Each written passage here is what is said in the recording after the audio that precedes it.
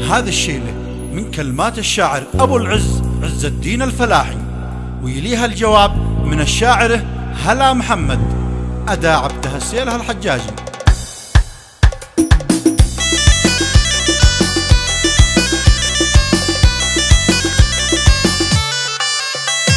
يقول أبو العز أنا من عالم العنترة، تعبت مليت والقلب اقتنع وامتلأ، لا عاد سلا عندنا باقي ولا عاد شره، ما بشور الحب والنسوان غير البلاء، ما بشور الحب والنسوان غير البلاء، لا تشغليني بكثر الهرج والشوشرة، الله معش غادري لا تحنبيني ولا أنا مراقب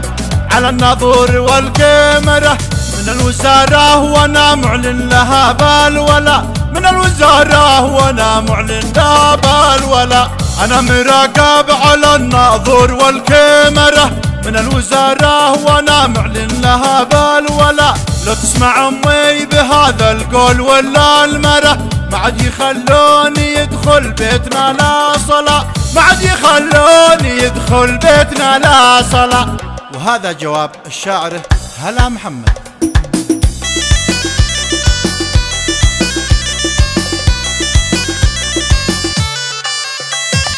قولوا لابو عز غيري ما حدا دوره ولا حدا قال له انته من يدي والغلا، ولو قهرني سألت الله لا يقهره، مدام قلبي بحبه دايما مبتلى، مدام قلبي بحبه دايما مبتلى، حتى ولو زاد بالكبره وبالعصواره، ولو فؤادي بحبه قد حرق وسطاله، له قلب صخره وانا قلت انه جوهره، وطبع قاسي وانا ظنيت طبعه حاله، وطبع قاسي وانا ظنيت طبعه حاله.